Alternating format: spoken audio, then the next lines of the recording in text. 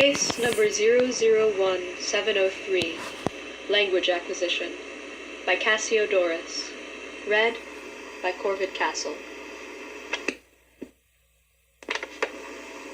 Statement of Nathaniel Lockheed regarding his interactions with fellow polyglot Anthony Davis and the mental effects that followed. Original statement given March 17th, 2001. Audio recording by Jonathan Sims, Head Archivist of the Magnus Institute, London. Statement begins. You know, most folks assume I became a polyglot because I'm one of those people who picks up languages easily. I'm not. And there are plenty of language systems that I really struggle with, though I can't deny that I love the satisfaction that comes with pinning down a particularly tricky tense. I suppose that I decided to really become involved with the community shortly after I started learning Norwegian. It was the third language that I had picked up. I was raised speaking English and Arabic, which makes Norwegian the first language that I learned in more of an academic setting. I'm not sure what familiarity you have with Norwegian, but it's radically different from the languages I knew already. And that was when it clicked. There was something about discovering up an entirely new set of sentence structures, grammatical rules, even sounds, that felt like I was getting a glimpse into a completely new way of thinking. But there was something else, too. As I dove deeper and deeper into that language, there also came a certain power in mastering something that had once seemed so strange and unfamiliar. And as I learned more and more languages, it honestly felt a bit like I was feeling into my body more, using the entirety of my vocal tract instead of the small section I once knew, capable of producing a wide range of sounds, able to see the world through so many lenses of so many languages. It almost felt like I was meeting my full potential in a way.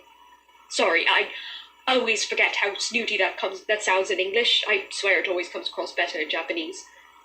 And I'm off on a tangent anyways. I'm supposed to be telling you about my experience. It was in July of 2000 at the St. Petersburg Conference for European Polyglots.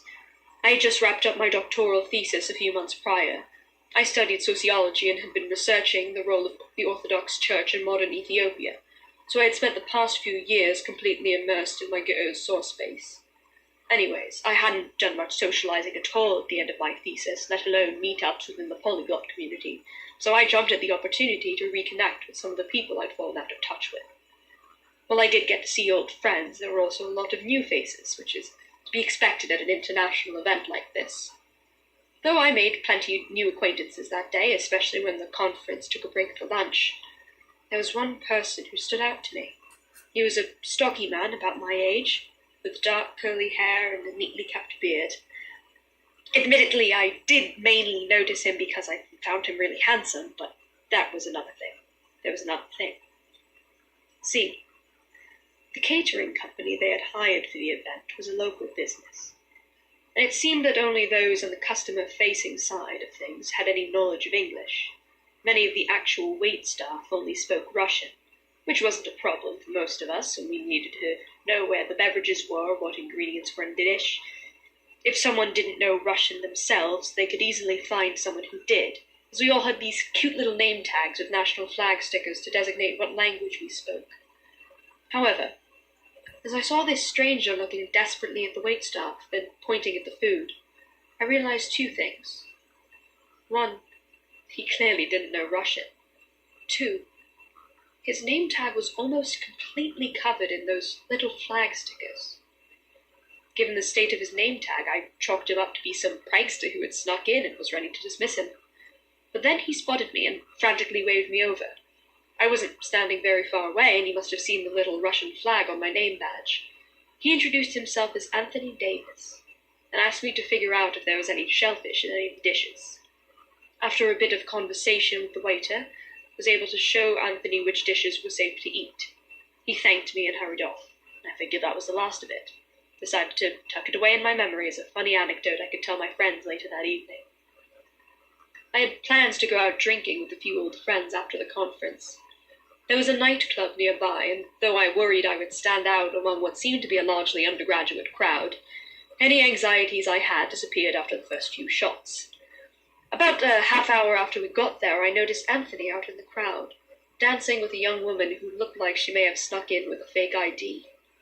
I could tell she was trying to talk to, or rather, shout to him, her bright and bubbly Russian seeming to blend in with the electronic music that was playing. But as I saw him, he saw me too, and I noticed a strange look in his eye. It was a look of alarm tinted with the first signs of dismay, like the kind you get from your friends when you walk in on a surprise party they've been setting up for you. But it only lasted a second before I saw him and the girl move deeper into the swarm of dancing people, and I put it out of my mind as soon as I had lost sight of him. I eventually got up to get some water from the bar. I had my flight back to England the next afternoon, and I figured I should start trying to sober up sooner than later. As I waited for the bartender, I felt a tap on my shoulder, and I turned around to see Anthony. I couldn't help but arch an eyebrow as I noticed messy smears of lipstick around his mouth. It does always surprise me what messages were capable of passing through a language barrier. He asked if I was the one who had helped him earlier at the conference, and I confirmed that I was. I wanted to ask about his name tag. Surely it had to have been a prank, as it looked like there were upwards of 30 stickers on it. But the music was too loud, and I knew it would be impossible to get an intelligible answer in a place like this. So I decided to abandon my water and ask him to go outside with me to talk. To my surprise, he suggested we go to his hotel room instead. Even more surprising, I agreed. As we left, I noticed a young woman outside the bar grunting at the bouncer and gesturing wildly around her. She looked familiar, but I couldn't place her until Anthony glanced over at the scene and began to quicken his pace. He said she was the girl he danced with earlier, and that he decided to back off when he noticed she was way more drunk than he had initially realized. At that point, we spotted a taxi and got a ride to Anthony's hotel. Though the evening did end as you might be imagining, I promise I won't go into detail on that, it started with an academic discussion. I gave him a brief synopsis of my research, and his eyes lit up when I mentioned my sources and gears. He then told me that he was a linguist himself, and that, though he'd always been interested in the Horn of Africa, he'd always had such trouble learning the languages of the area. Oh no, not learning. He didn't say learning. He said collecting. After talking a bit about his own research, something about spelling patterns in Old English that, I'll be honest, sounded horribly convoluted, he explained that he'd started interacting with the polyglot community as a way of adding new pieces to his voice. The phrasing stuck out to me because, as he rendered it in beautiful Vietnamese, it captured exactly the way language acquisition had always felt to me, like an expansion of self. Or at least, it felt beautiful at the time. Now it just makes me want to be sick.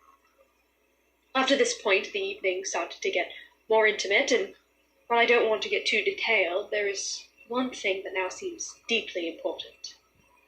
The first time he kissed me, I could feel my brain shift.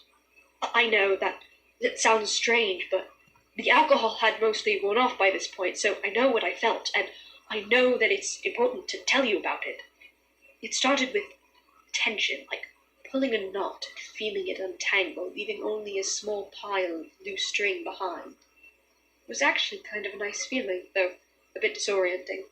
I obviously didn't say anything in the moment, and after we finished having sex, I walked back to my hotel. It was earlier than I would have expected, just after midnight, so I decided to pre-pack a few things to make lighter work in the morning. I had my suitcase pretty well stuffed and was working on my carry-on when I started to realize what had gone wrong. What had gone so wrong. See, I like to read when I travel, so I always keep a book or two in my carry-on. But as I got my things together, I found that there was one book I didn't recognize. Or, it wasn't that I didn't recognize it, really. The sign on the cover was one I knew well, and I had started reading it the week before. It was that I couldn't read the title. A pit of dread opened in my stomach as I realized I couldn't even recognize the language. It featured tall, looping letters that felt deeply familiar in a way I couldn't place. I knew that I knew the book. I knew that I knew the language. I knew that I had been reading it a few days before, but in that moment it seemed so completely foreign to me, and that Not knowing sent a cold, seeping dread all through my body. I know now, of course, that it was a text in Goethe, though I still have trouble believing that. I mean, I spent almost 7 years of my life immersed in the language, learning every grammatical structure and a wide breadth of its vocabulary, reading so much that I even started seeing Goethe's writing in my dreams, and I was wholly fluent in it. Until I wasn't. Until I just didn't know it anymore. It's completely gone. And the worst part is that I can't even relearn it. Every time I try, the rules just slip from my mind, and every word spoken comes out as a pathetic grunting noise, like my throat can't even produce the right sounds anymore. I slumped to the floor, my back against the hotel bed as I processed what was happening, forgetting a whole language at once. Or, no, unknowing a language. It's hard to explain what processing the unknowing of a language feels like. It was almost as if a part of my brain had just disappeared and the rest just coiled in to fill the gap without mourning what was gone. It took a long time before I could even get to sleep that night, but I knew I needed rest before a long day of travel. If I'm honest, part of me expected that I would wake up and everything would go back to normal. Maybe it had just been the alcohol or a memory blank after a long day. God, I wish it had been any one of those things, anything but what it was. On my way to the airport the next day, I decided to stop at a small, old-looking cafe near the hotel. I picked up my latte and was about to leave when I noticed Anthony standing in line. I was worried that I would have to awkwardly make small talk with him, but then his turn came up and I listened in horror as he gave his coffee order to the barista in quite lovely Russian. It was only then that I thought back to the nightclub and felt myself begin to grow sick as I remembered the girl I had seen outside. I suddenly couldn't stop thinking about the way she wordlessly, helplessly, frantically gestured. I couldn't stop thinking about the horrible grunting sound that she made, and although I carried the coffee with me all the way to the airport, I eventually had to abandon it, as my stomach wouldn't stop turning. I don't know if you're one for clubbing, but I can't begin to count the number of times I've kissed a stranger in some dark corner of a loud, throbbing club, without ever needing to say a word to them. Statement ends. Given the semi-drunken state that Dr. Lockheed was in at the time of encounter, I find it difficult to put much stock into this statement. Still, we can at least verify the basic details. Sasha was able to confirm that there was a conference for polyglots during the date provided, and that both Nathaniel Lockheed and Anthony Davis were registered attendees. She also looked into Mr. Lockheed's academic record and was able to acquire a copy of his doctoral thesis, which she said would absolutely require a strong knowledge of Goethe. Dr. Lockheed has denied our request for a follow-up interview, stating that he has quit the polyglot community for good and left academia for a career in financial analysis. Dr. Davis, on the other hand, proves interesting. It seems that he's become quite a prominent linguist with a tenured professorship with Heidelberg University and several published books. We attempted to contact him for a follow-up interview with no luck. He explained that he's currently writing a book on language acquisition, that he won't interrupt his research for anything. There is nothing exceptional about his academic interests, except perhaps for their breadth. There's one other thing, though. While Tim was digging through Dr. Davis's extensive academic record, he found a copy of Davis's CV dating back to the mid-1990s. In the section on speaking events, Dr. Davis lists a panel hosted by King's College in October 2002. It was an academic discussion on the modern use of various Semitic languages. Dr. Davis is listed as a